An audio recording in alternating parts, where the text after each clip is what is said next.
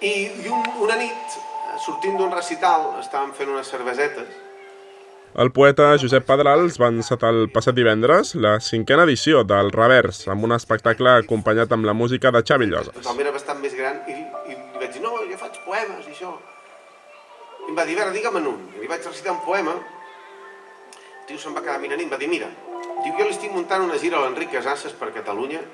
Diu, te m'enduré amb mi com a esperança de la poesia catalana. I diu així.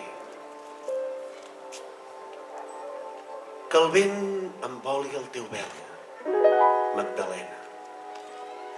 Que el teu plor, tan dolça mel, faci pena.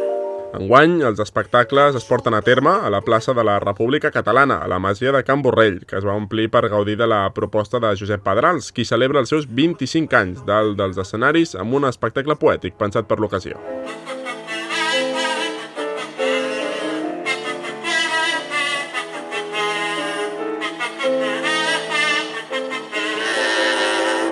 Quan estic entre ells són tots tan contraris que els jutjo per vells i per no tan vells, que és per tal com sonen, potser desentonen amb la veritat.